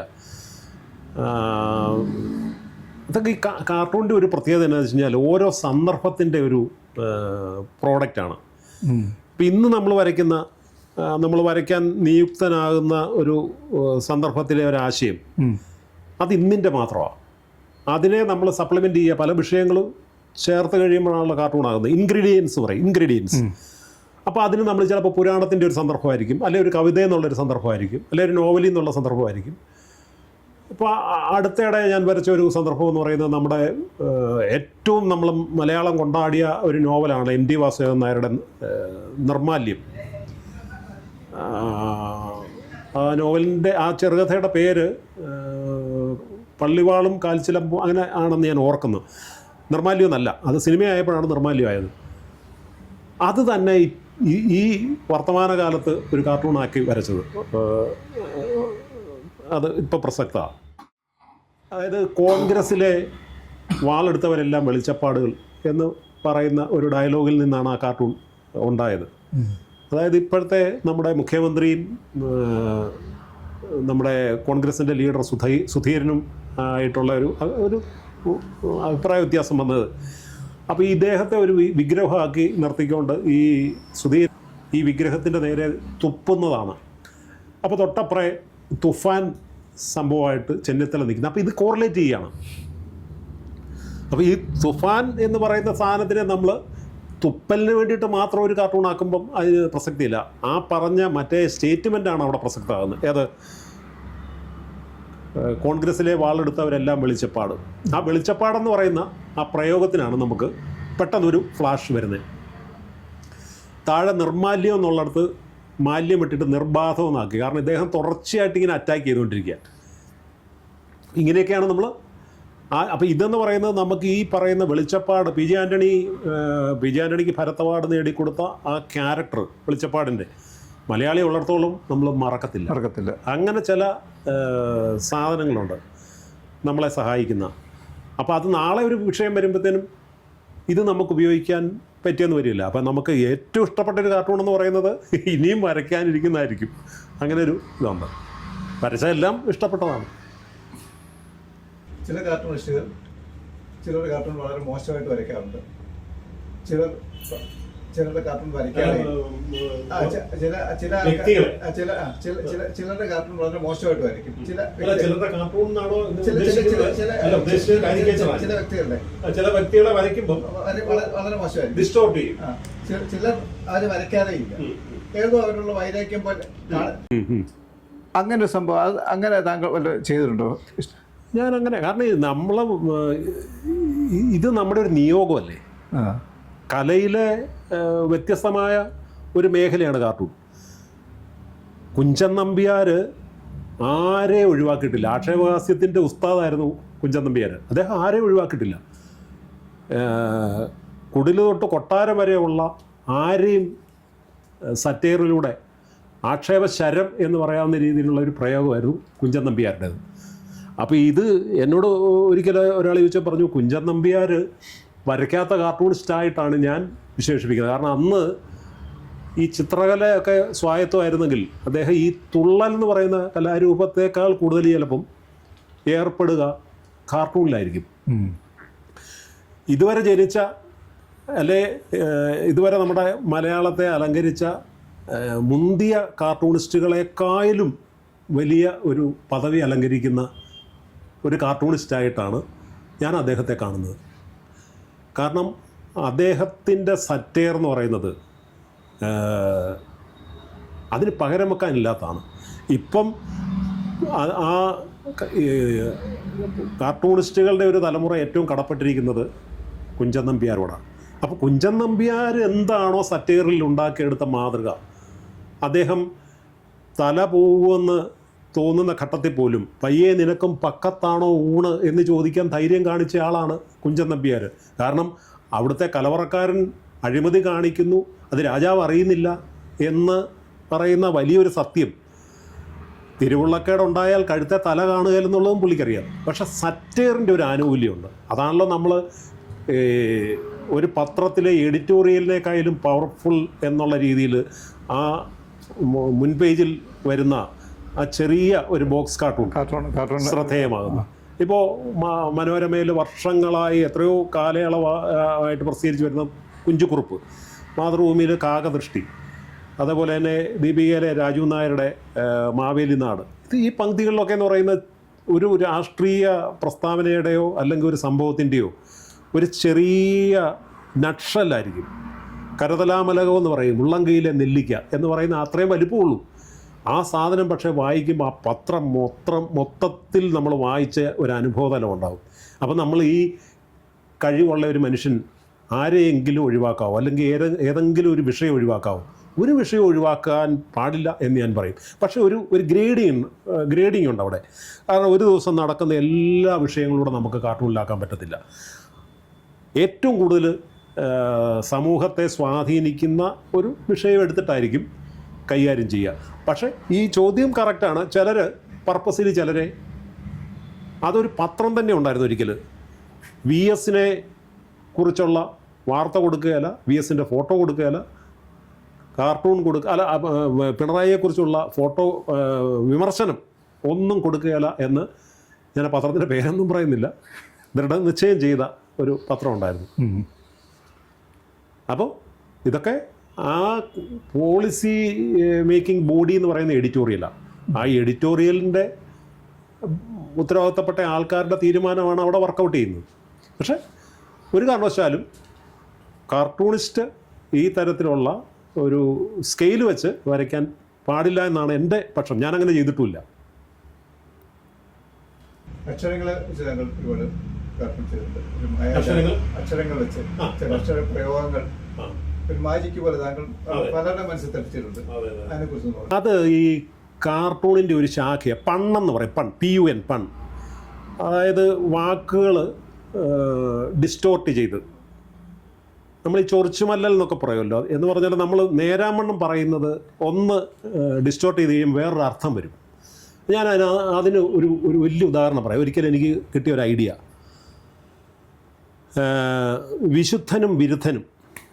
വിരുദ്ധനെ നമുക്ക് വിശുദ്ധനാക്കാം, വിശുദ്ധനെ നമുക്ക് വിരുദ്ധനുമാക്കാം. കാരണം ആ രാ എന്ന് പറയുന്ന അക്ഷരത്തിൻ്റെ തുടക്കത്തിൽ ഒരു ചെറിയ വരയും കൂടെ കൊടുത്ത ഷായാവും. അപ്പോൾ ഈ VS പാർട്ടി വിരുദ്ധൻ എന്ന് പറയുന്ന ഒരു ലേബൽ ഒരിക്കൽ കൊടുത്തു.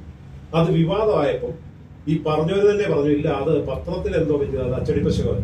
ഞാൻ അത് വെച്ച് വരച്ചു വിശുദ്ധൻ എന്നുള്ളതിന് ചെറിയൊരു മാർക്കിങ് വന്നു കഴിയുമ്പോൾ വിരുദ്ധനെ വിശുദ്ധനാക്കി.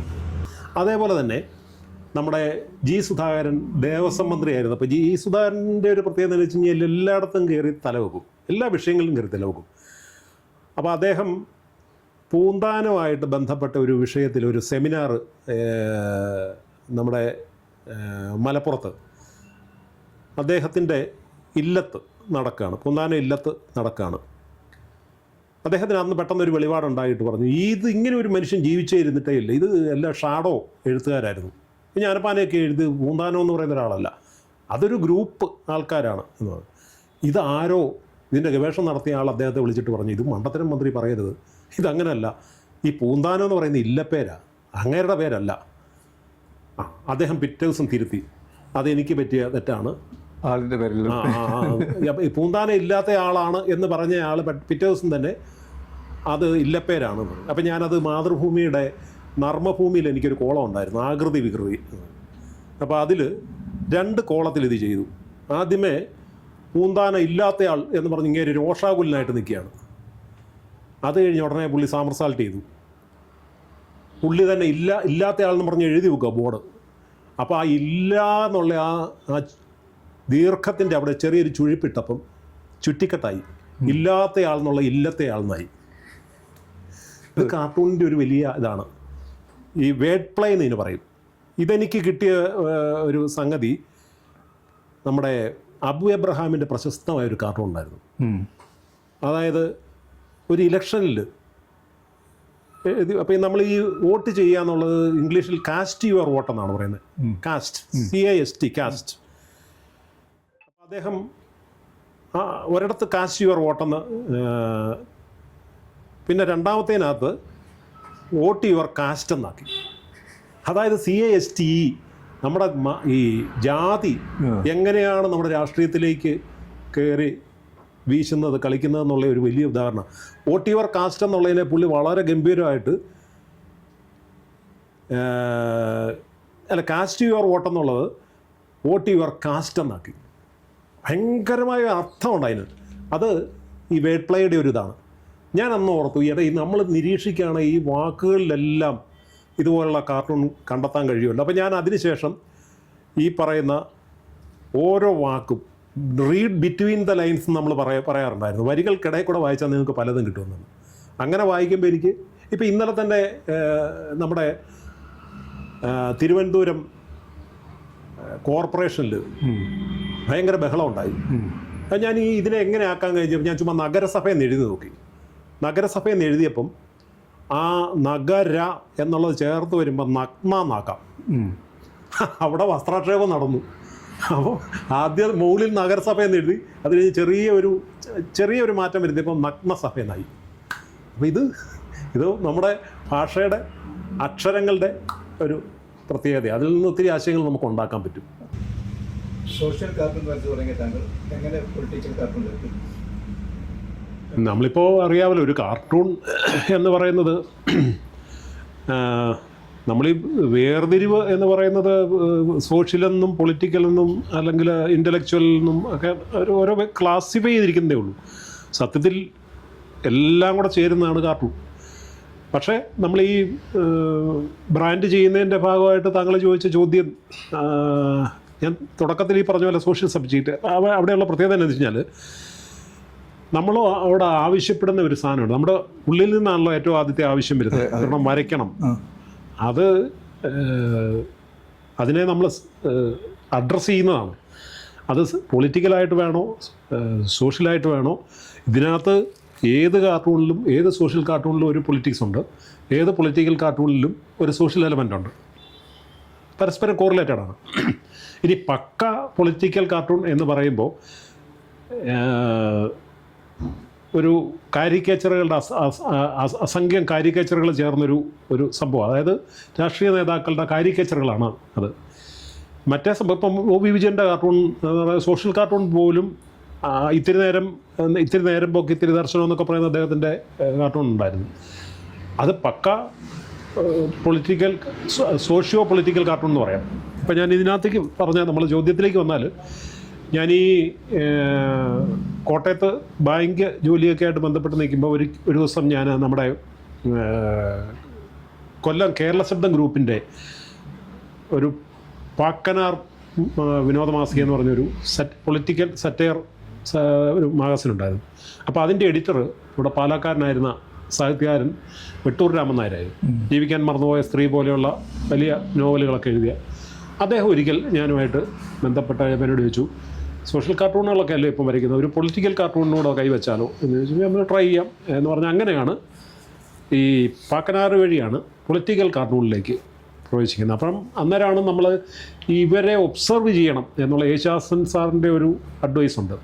ഒരു പൊളിറ്റീഷ്യനെ ഒരു പൊളിറ്റിക്കൽ ലീഡറെ വരയ്ക്കുമ്പം, ഉദാഹരണം കരുണാകരനെ വരയ്ക്കുമ്പം അത്യാവശ്യം കരുണാകരനാക്കുന്ന ഒരു ഫീച്ചേഴ്സ് ഉണ്ട് അദ്ദേഹത്തിൻ്റെ. ഇപ്പം ഇന്ദിരാഗാന്ധിയെ വരയ്ക്കുമ്പോൾ നമുക്കറിയാം, മൂക്ക് അവർക്ക് ആസിറ്റീസ് ഉള്ളതിലും കൂടുതൽ ഒരു ഡിസ്റ്റോർട്ട് ചെയ്ത് എക്സാജറേറ്റ് ചെയ്ത് കൈ വരും, മൂക്ക് നീളും എന്ന് പറഞ്ഞാൽ. അപ്പോൾ ഞാൻ ഈ ഫീച്ചേഴ്സൊക്കെ പഠിച്ചു അത്യാവശ്യം എങ്ങനെയാണ് ഒരു പൊളിറ്റിക്കൽ ലീഡറെ അടയാളപ്പെടുന്നത്. അതിനാണ് കാരിക്കേച്ചർ എന്ന് പറയുന്നത്. അതായത് അവരുടെ യഥാർത്ഥമായ ചിത്രം വരച്ചാൽ അത് കാർട്ടൂൺ ആകുകയില്ല, കാരിക്കേച്ചർ ആകുകയില്ല. അപ്പം ആ സബ്ജക്റ്റുമായിട്ട് ബന്ധപ്പെട്ട് അത് വരയ്ക്കുമ്പോൾ അവരെ അത്യാവശ്യം വരയ്ക്കാൻ പഠിക്കണം. അങ്ങനെ കുറേ അവരെയൊക്കെ പഠിച്ചു. അങ്ങനെ ഈ പാക്കനാർ മാസികയിലൂടെയാണ് പൊളിറ്റിക്കൽ കാർട്ടൂൺ രംഗത്തേക്കൂടെ തിരിയാനുള്ള സാഹചര്യം ഉണ്ടായത്. ചില സമയത്ത് നമുക്ക് തോന്നും പൊളിറ്റിക്കൽ കാർട്ടൂണാണ് ഏറ്റവും രസം. പക്ഷെ ചില ഘട്ടത്തിൽ ചില വിഷയങ്ങൾ അത് സോഷ്യൽ കാർട്ടൂൺ തന്നെ ആയാൽ മാത്രമേ നന്നാവുള്ളൂ എന്നും നമുക്ക് തോന്നാറുണ്ട്. ഏറ്റവും ജനത്തെ അട്രാക്റ്റ് ചെയ്യുന്നത് പൊളിറ്റിക്കൽ കാർട്ടൂണാണ്. കാരണം എന്താ വെച്ചാൽ അവരുടെ എല്ലാ ഉള്ളിൽ ഇവർക്കിട്ട് രണ്ട് തല്ലണമെന്നൊരു ആഗ്രഹമുണ്ട് ചില വിഷയങ്ങളുടെ പേരിൽ. ഇപ്പോൾ ഞാൻ ഉദാഹരണം പറയാം, ബഡ്ജറ്റ് അവതരിപ്പിക്കുന്നതിൻ്റെ പിറ്റേ ദിവസം എന്തുകൊണ്ടാണ് പത്രങ്ങളുടെ ഫ്രണ്ടിൽ ഫ്രണ്ട് പേജിലും ഇൻസൈഡ് പേജിലും എല്ലാം നിറയെ കാർട്ടൂണുകളായിരിക്കും. കാരണം ആ മന്ത്രി, ധനകാര്യ വകുപ്പ് മന്ത്രി കൊണ്ടുവന്ന ചില പരിഷ്കാരങ്ങൾ, നികുതി ഘടനയിലെ മാറ്റങ്ങളൊക്കെ ജനത്തിന് നല്ല താങ്ങുന്ന അവസ്ഥയായിരിക്കും.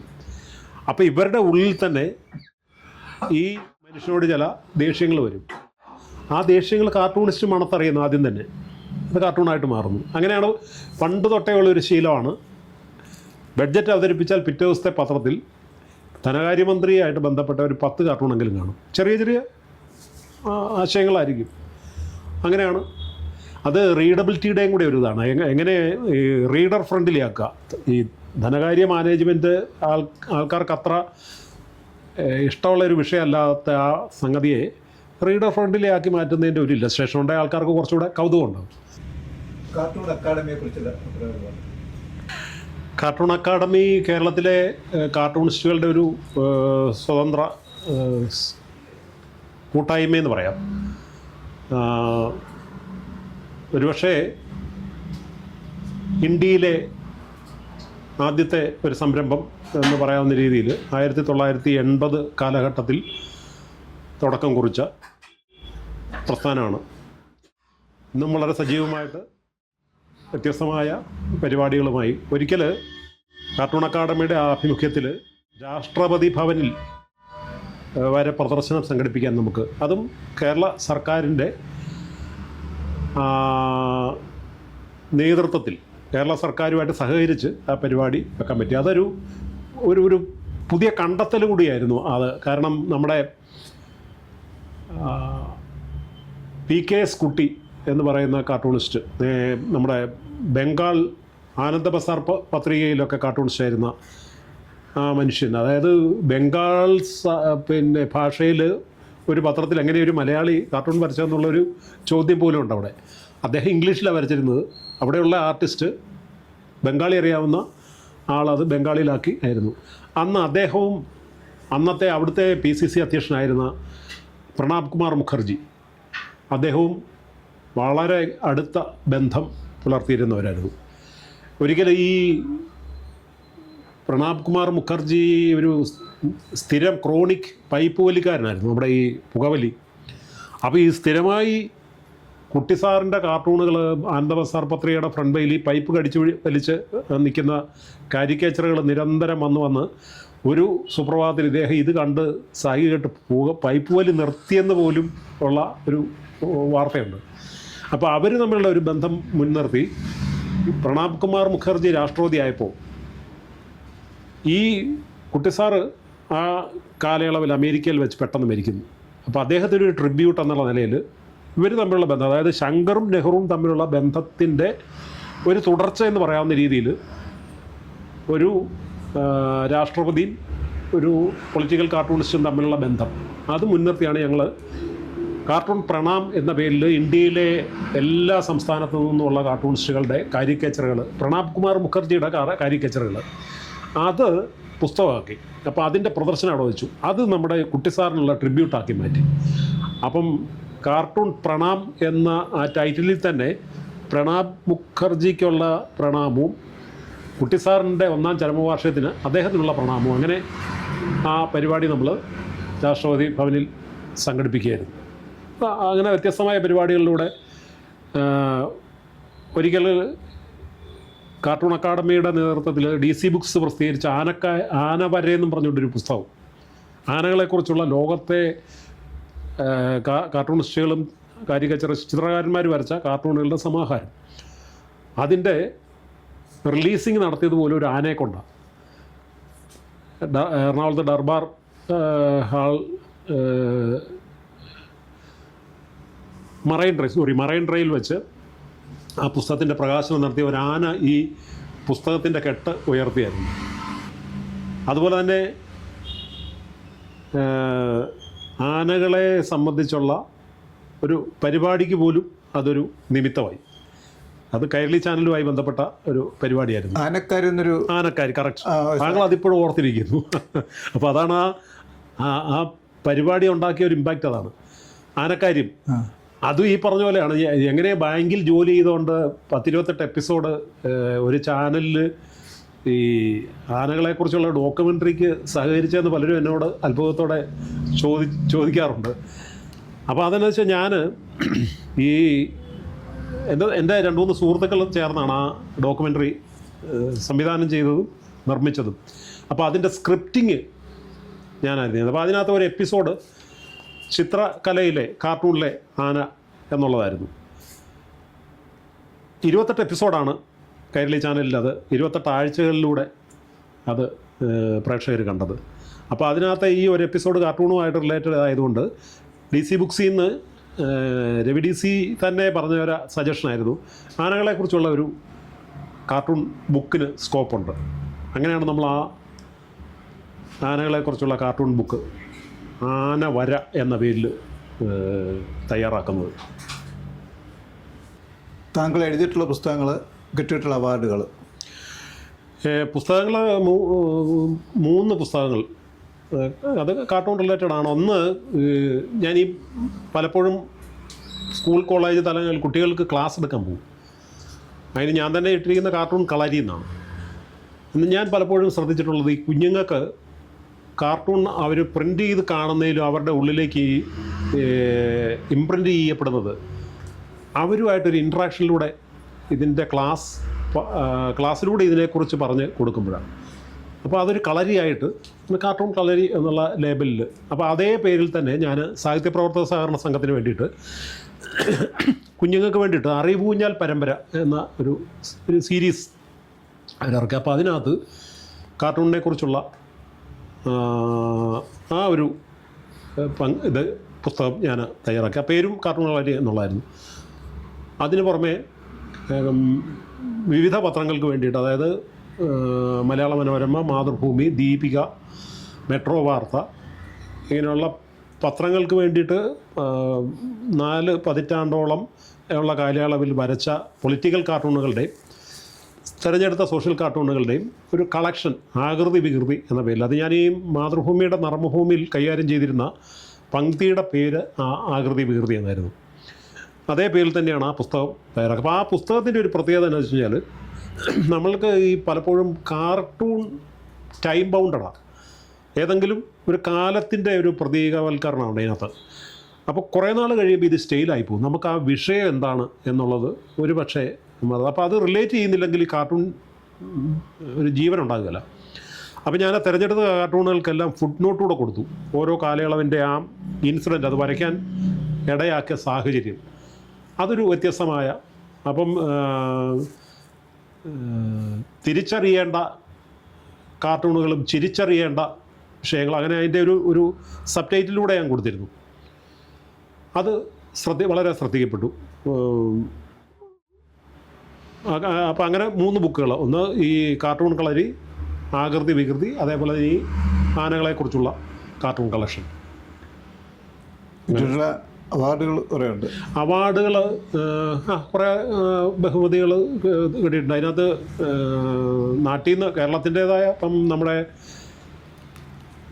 ലളിതകല അക്കാദമിയായിട്ട് ബന്ധപ്പെട്ട എക്സൈസ് വകുപ്പ് സംഘടിപ്പിച്ച ഒരു കാർട്ടൂണിൻ്റെ ഇത്, പിന്നെ ഹിന്ദുസ്ഥാൻ ടൈംസിൻ്റെ, ഡൽഹി ഹിന്ദുസ്ഥാൻ ടൈംസിൻ്റെ സ്പെഷ്യൽ മെൻഷൻ, പിന്നെ PK മന്ത്രിയുടെ പേരിലുള്ളത്, പിന്നെ KS പിള്ള, നമ്മുടെ KS പിള്ളയെക്കുറിച്ച് പറയുമ്പം ദേശബന്ധുവിലും മനോരമയിലും ഒരേ ദിവസം തന്നെ വ്യത്യസ്തമായി കാർട്ടൂൺ വരച്ച് ഈ കോട്ടയത്തിരുന്ന് കാർട്ടൂൺ വരച്ച് കേരളം മൊത്തം ശ്രദ്ധേയനായ ആളാണ്.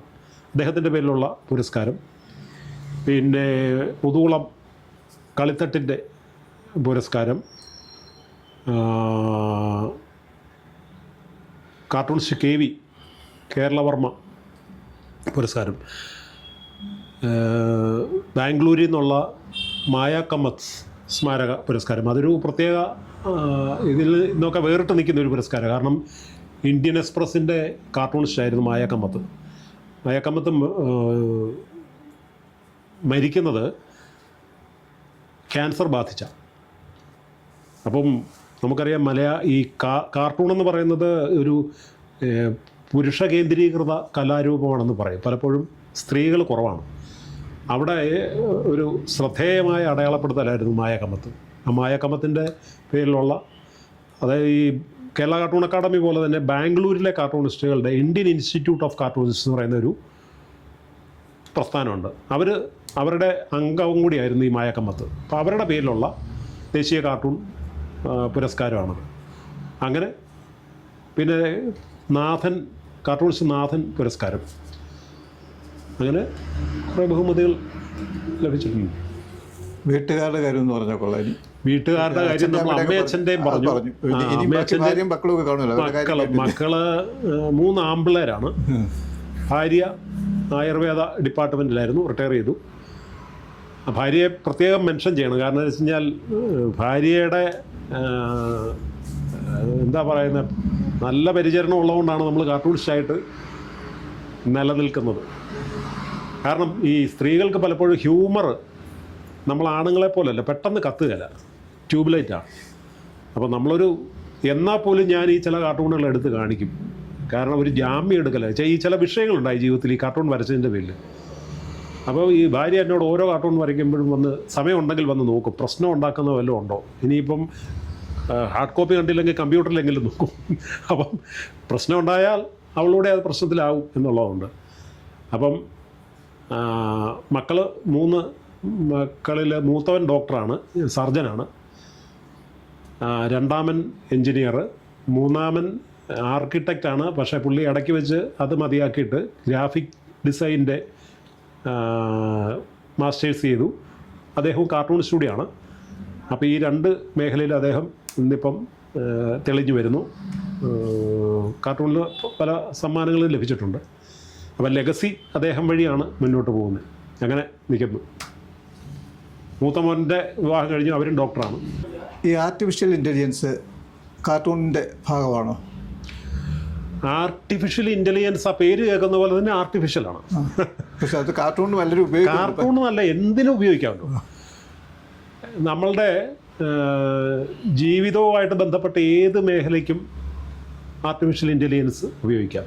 അപ്പോൾ അവിടെ ഒരു പ്രശ്നമുണ്ട്. അല്ല, കഴിവ് വേണ്ട, നമുക്ക് കഴിവില്ല. അല്ല, ഞാൻ പറഞ്ഞു വരുന്നത്, നമ്മൾ ആർട്ടിഫിഷ്യൽ ലിംബ് എന്ന് പറയും ഇല്ലേ? നമ്മളുടെ ശരീരത്തിൽ ഒരു അവയവം പോയാൽ നമ്മൾ ആർട്ടിഫിഷ്യൽ ലിംബാണ് ഉപയോഗിക്കുന്നത്. പക്ഷെ അത് നാച്ചുറൽ ലിംബിൻ്റെ പകരമാകുമോ? പകരമാകത്തില്ല. എന്ന് പറഞ്ഞാലാണ് AI എന്ന് പറയുന്നത് പക്ക ആർട്ടിഫിഷ്യൽ ഒരു സംഭവമാണ്. അതിൻ്റെ ബുദ്ധി എന്ന് പറഞ്ഞാൽ നിർമ്മിത ബുദ്ധി എന്നാണ് അതിന് പറയുന്നത് മലയാളത്തിൽ. അപ്പോൾ അതിനെ അത്രമാത്രമേ ഉള്ളൂ. പക്ഷെ നമ്മളിപ്പോൾ എന്താണ്, എല്ലാം ഇതിനെ ഏൽപ്പിക്കുകയാണ്. ഇപ്പോൾ കഴിഞ്ഞ ദിവസം ഒരാളോട് പറഞ്ഞു, പത്രങ്ങളിൽ സ്റ്റാഫ് കാർട്ടൂണിസ്റ്റിനെ പിരിച്ചുവിടുന്ന കാലം അനധിവിദൂരം അല്ല. കാരണം അവർക്ക് അതിൻ്റെ ആവശ്യമില്ല. നാളെ വരയ്ക്കേണ്ട വിഷയം എന്താണെന്ന് ഇവരോട് പറഞ്ഞു കഴിഞ്ഞാൽ സ്റ്റോക്കിലുണ്ട്. അപ്പം ഞാൻ പറഞ്ഞു, നിങ്ങൾ ഈ ചോദ്യത്തിന് ഞാൻ വേറൊരു മറുപടി പറയാം. ട്രോളുകൾ വന്നു, ട്രോളുകൾ ഇവിടെ എടുത്ത് വീശുന്നുണ്ട്. അപ്പോഴും ഓട്ടംതുള്ളൽ മരിക്കുന്നില്ല, അല്ലെ കൂത്ത് മരിക്കുന്നില്ല, സറ്റേർ ഒരിക്കലും മരിക്കുകയില്ല. ഇതെല്ലാം നമ്മൾ കമ്പ്യൂട്ടറിനെ കുറിച്ച് വന്ന വെർച്വൽ റിയാലിറ്റി ഒന്ന്, വെർച്വൽ റിയാലിറ്റി ഒന്ന്. രണ്ടും വാഴനാരും പൊന്നൂലും പോലെയാണ്. ഒന്നിന് പകരം മറ്റൊന്നാകുകയില്ല. ഇത് സ്വാഭാവികമായിട്ട് നമ്മുടെ ബ്രെയിനിലുണ്ടാകുന്ന ഒരു ചിന്ത, അത് നിലനിൽക്കുന്ന പോലെ ഇതെല്ലാം പെട്ടെന്ന് ഇന്നലെ പെയ്ത മഴയ്ക്ക് ഇന്ന് തളർക്കുന്ന തകരെന്ന് പറഞ്ഞ പോലെയാണ്. പിന്നെ ഇതൊക്കെ വരുമ്പോൾ നമ്മൾ മാറ്റം എന്ന് പറയുന്നത് നമ്മൾ സ്വീകരിക്കണം. മാറ്റത്തിൽ നമ്മൾ പരീക്ഷണങ്ങൾ നടത്തണം. പക്ഷേ ഇതാണ് ശരി, ഇത് മാത്രമാണ് ശരി എന്ന് പറയുന്നത് നിങ്ങൾ നോക്കിയാൽ മതി. വളരെ ഗംഭീരമായ ഔട്ട്പുട്ടാണ് പലപ്പോഴും AI ടെക്നോളജിയിൽ വരുന്ന. പക്ഷേ ഒന്ന് നോക്കിയാൽ മതി, സ്വാഭാവികമായി ഒരാൾ വരയ്ക്കുന്നതും നിറം കൊടുക്കുന്നതും ഇതും, കാരണം അതിനൊരു കൃത്രിമത്വമുണ്ട്. അപ്പോൾ കൃത്രിമം എപ്പോഴും കൃത്രിമം തന്നെയാണ്. നമ്മുടെ ഒറിജിനൽ നോട്ടും ഫേക്ക് നോട്ടും പ്രത്യക്ഷത്തിൽ കാണുമ്പം രണ്ടും ഒരുപോലെയാണ്. പക്ഷേ അതുമായിട്ട് കടയിൽ ചെല്ലുമ്പോൾ ഉണ്ടാകാവുന്ന അനുഭവം അറിയാമല്ലോ. അതുകൊണ്ട് നമുക്ക് ഒറ്റ വാക്കിൽ പറഞ്ഞാൽ ഇത് എന്നും നിലനിൽക്കുന്നത് സ്വാഭാവികമായിട്ടുള്ള സൃഷ്ടി തന്നെയായിരിക്കും. എവർലാസ്റ്റിംഗ് ആണ്, എവർഗ്രീനാണ്. ആർട്ടിഫിഷ്യലും ഒരു കാര്യമുള്ള അല്ല. അപ്പോൾ അവിടെ വരുമ്പോഴത്തേനും ആ കാർട്ടൂണിസ്റ്റോ അല്ലെങ്കിൽ ക്രിയേറ്റിവിറ്റി ഉള്ള ഒരാളും ഒരിക്കലും ആശങ്കപ്പെടേണ്ട കാര്യമില്ല. താൽക്കാലിക പ്രതിഭാസമാണ്. ഗ്രഹണം എന്ന് പറയുന്നത് തൽക്കാലത്തേക്കിനല്ലേ സൂര്യനെ മറയ്ക്കാൻ പറ്റുള്ളൂ. അത്രയും ചിന്തിച്ചാൽ മതി. ഇത്രയും നേരം ഞങ്ങൾ സഹകരിച്ചതിനും അനുഭവങ്ങൾ പങ്കുവച്ചതിനും വളരെ വളരെ നന്ദി. ഹാർഡ് കോപ്പിൻ്റെ ഈ വേദിയിലെത്തി ഇത്രയും കാര്യങ്ങൾ ഇതുമായിട്ട് തൽപരർക്ക് പ്രയോജനപ്പെടുമെങ്കിൽ അത് എനിക്കും വളരെയധികം സന്തോഷമുണ്ട്. അതിന് ഒരു വേദി അനുവദിച്ചതിൽ എല്ലാവർക്കും നന്ദി അറിയിക്കുന്നു.